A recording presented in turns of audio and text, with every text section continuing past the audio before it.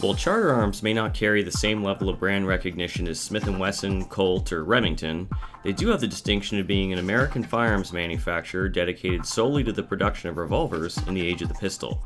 With that in mind, let's take a look at their offering in the .22 market, the Target Pathfinder. The firearm comes in a functional if basic case. Nothing fancy or form-fit, but it does the job well enough. Beneath the foam lining, you'll find a sticker, manual, and some promotional materials, as well as the brass casing from the factory-proof firing. Like the case and contents, the gun itself is a fairly basic stainless steel 6-shot revolver with a full underlug. Pretty light on bells and whistles, it's on the small side, measuring in at about 10 inches long overall and weighing just under 24 ounces. Although the manufacturer states the barrel is 4.2 inches, which by the way is the minimum length for restricted class firearms in Canada, by my measurements it's actually a little bit more like 4.3 inches. It also features a fixed, one-piece front sight and adjustable rear sight. Let's go over some of what this revolver does really well. The first thing you're likely to notice about the Target Pathfinder is the fit. Everything feels surprisingly solid for a budget price revolver with smooth mechanics and very little play. The hammer is rigid without being too tight and operates with a very clean, no-nonsense feel to it. The trigger is very similar in that while not as smooth as some of the other revolvers I've handled, it leaves no doubt where it'll break. Cylinder lockup is solid with no movement or play, not to mention one of the narrowest cylinder gaps I've ever seen in a .22. As a stainless steel gun, maintenance is obviously a breeze. Some light oil for lubrication and regular efforts to keep the barrel free of lead deposits are about all you'll need to worry about here.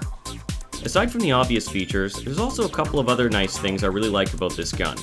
First among them is the size. The fact is, there just aren't many small revolvers out there, particularly in Canada with the barrel length restrictions that we have here.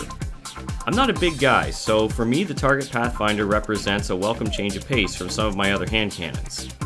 New or new-to-revolver shooters will find this makes this a good choice for first revolver.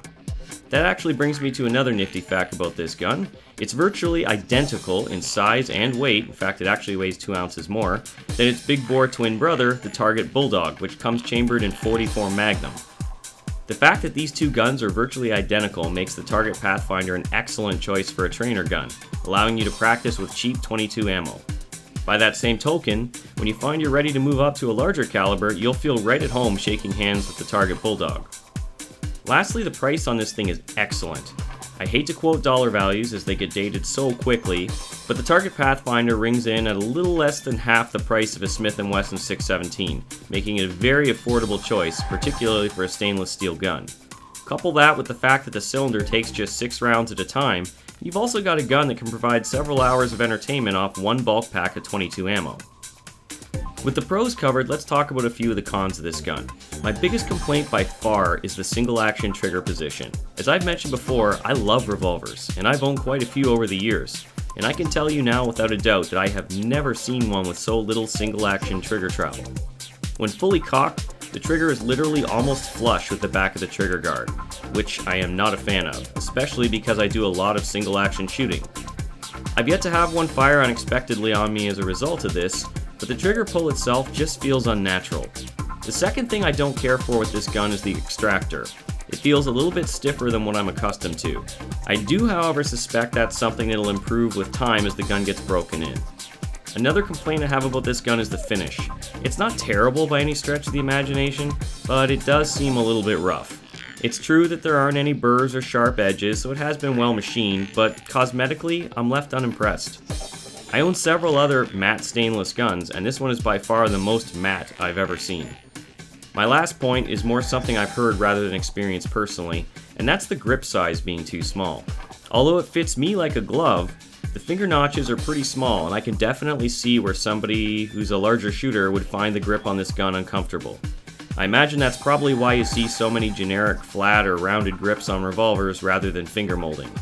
If you've got some meaty ham fists, it's something you're going to want to consider.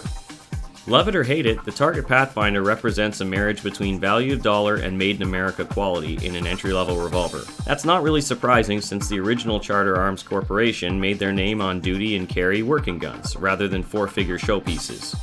Although it isn't the prettiest wheel gun I've ever seen, at less than half the price of a Smith & Wesson, it's not hard to justify owning it.